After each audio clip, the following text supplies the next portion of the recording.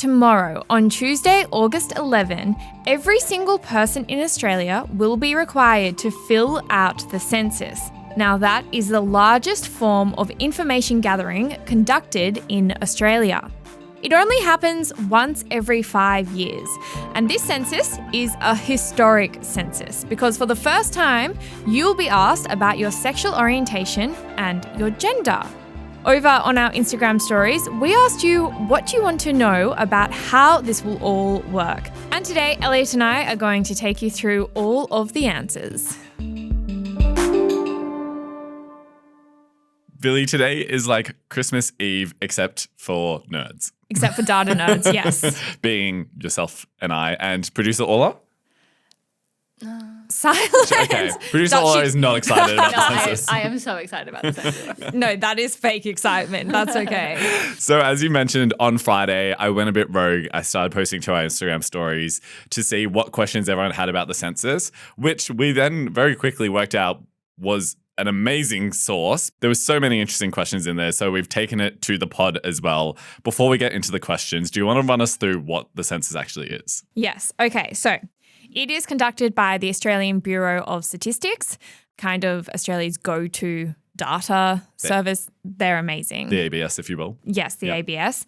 And it requires every single person in Australia to fill out this really long survey, and it tells the ABS and then also governments about Australians. It's basically like a Bible of Australians. Now, like I said, every single person must complete the census. You need to complete the census wherever you are staying on census night. So tomorrow night, wherever you are staying, you are part of that household's census. Yes. So if you're staying at your friend's place, you are now part of your friend's household census. If you are staying at your partner's place, you are part of that household's census. And the form only allows, the paper form, because you can do it digitally. You can also do it digitally. Wow, why can't we say digitally? We're really stumbling over digitally. So you can either do it one of those two ways. The paper one only allows for up to 6 people. So if there are more than 6 people in your household, you can request for another form. I feel like we've said this, but just to reiterate, it's mandatory. Yeah. Which is actually what kicks this whole thing off is I had a friend in the group chat message to say, hey, Elliot, do we actually have to do the census? I kind of can't be bothered. And I was like, yes, you have to do the census for democracy and for knowing about our country, but also you could be fined. You could absolutely be fined, and we'll get into that. But also, you should be excited. It's not do I need to, it's when can I do it? I'm too excited.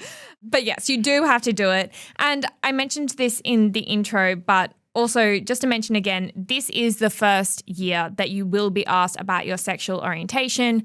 There was a lot of political controversy a couple of years ago over this. Well, as I remember it, the government said they were going to do it, and then they said, actually, we're not going to do it. And then they said, okay, no, we are going to do it again, right? Yeah, there were backflips. Anyway, we've landed on it is happening.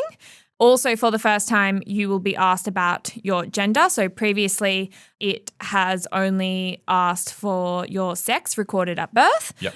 But now, for the first time, you'll be asked about your gender identity as well. Yes, and the idea behind that is for the first time, we're actually going to get an idea about what percentage of the representation identifies as part of the LGBTQ plus community. Yes. And also some more data around trans people in the community as well.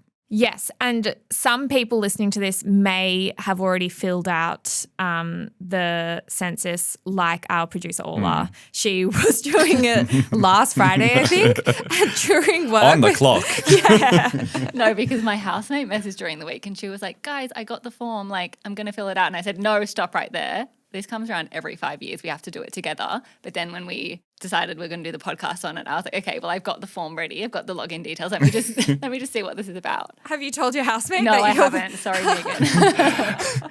We actually did get a lot of questions as well about whether it could be done early or why it could be done early. And I did look into this, and it's basically the ABS just sort of trying to be a little bit more accommodating. So they say if you know where you're going to be on the evening of Tuesday, the 11th of August, then you can fill it out in advance because you're confident in that information. And it's also to stop the system from being overloaded and also to take the admin out of it because they're conscious that some people might forget and then go, oh crap. Yes. If you're getting a little bit lost, I don't know if we've fully emphasized the point that if you are filling it out early, you have to do it as part of the household that you will be in tomorrow night. Yeah. So you have to think about where will I be on this night, and that is the household you should be part of for the census.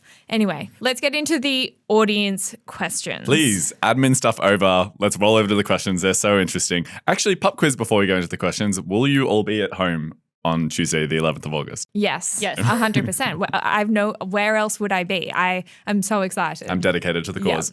Yep. Okay, so the first question that we had was from Cherie. She asked us, what's the point of the census? I feel like they have all that information on you anyways. Interesting. Well, in terms of the first part, what is the point? Like I said, it's the largest form of information gathering conducted in Australia. First, the questions that you are asked. It's things like, where do you live? Who do you live with? What is your religion? Do you have any health conditions? What do you do for work? All those kinds of questions, which are really used to help make significant decisions by the government, but also by a whole range of authorities, a whole range of bodies in Australia. They make decisions on things like transport, healthcare, education, infrastructure, business, a whole range of different things. For example, it definitively tells us how many people are living in rural and regional Australia. That tells us how many doctors do we need in those areas. If we have an exact number of people that we know are living in a certain regional town, we are then able to determine what the healthcare system needs to look like in that town. And not just how many people, but what's the age of the people living in that town. All of those sorts of things that determines the needs of that community. This helps inform that. Which was part of the argument about why they wanted to start asking the question around sexuality, because obviously there's a very specific set of needs for people in those communities. So without knowing how big it is, it's hard to kind of try to set up the systems around that. Exactly. So that is what it's used for. Next question. Yes, it was from Nikisha, and she asked, will I actually be fined if I don't want to complete it? You will be fined. So if you don't do it, you will get a notice saying that you haven't done this. And if you don't then do it, you will be fined $364 per day that you don't comply. That is so much money. So much. And that is a higher fine than if you don't vote in the federal elections. Whoa, really? Yes, so that's how serious this is. Okay, next question is from Nina. Elliot, you're going to give us the answer to this. What if people just lie? So this was a really interesting one. It is also a fine. This one goes up to $3,640. So again, not a small amount of money. All right, next question is from Dora, and this is one that we got a lot. If you are living in a share house, who fills it out? Will everyone see all of my answers? Basically, what is the go if you're living in a share house? I mean, you do have one form that you're expected to fill out together, which would kind of entail getting to know intimate information about each other if you don't already know it. But if you do feel like there is a concern around privacy, you can actually request your own specific census. But I would get on that now. Yes. Yeah. But it's like very much segmented. Yeah. So I fill out my information and then my housemate fills out their information. So and it's not like we all have to be huddled around the computer doing it together. Right. So it's easy to not share that information with the others. But can you click back and look at other housemates' information? Yeah, I haven't submitted, so unsure on that point. Okay. Well, one of the questions that kind of relates to this is from Maddie, and she said, do I have to ask my housemates how much they earn? You couldn't really fill out someone else's information. There's so many questions right. that are super specific and personal, so you would have to do your own questions for yourself. But it would be the same thing again. If you do have any concerns, you can request your own private census. Yeah. But to be clear, the census does ask for your total personal income. So that is information that you do have to give to the census. But like Orla and Elliot said, it's quite easy to keep that information private if you want to. One thing to also note is that most of the questions are mandatory, but a few of them are optional, I believe including religion and including sexual orientation, which is one of the new ones. All right. We then had a question from Sarah who said, what does it mean when it says we can choose to have our info shared in 99 years? This was so interesting. This was so interesting. I was meant to do the research for this and I didn't. You did it for me. I did look into it. Basically, what it means is that wait, can you provide the context? Because I had never heard about this. So there's a box on the census that says, do you consent to having your information shared in 99 years?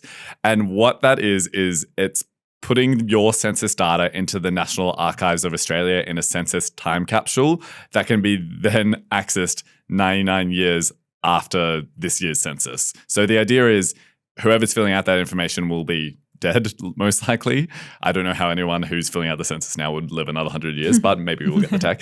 And then after that, data historians or your descendants can access that information about you in 99 years' time. Oh, I see. And that, it won't be de-identified. It will be what did Billi do for work 99 years ago. Exactly. Wow, the only catch is that if you do agree for it to be transferred, you can't take it back. Once it's in the time capsule, it's there. So no take backs. Wow.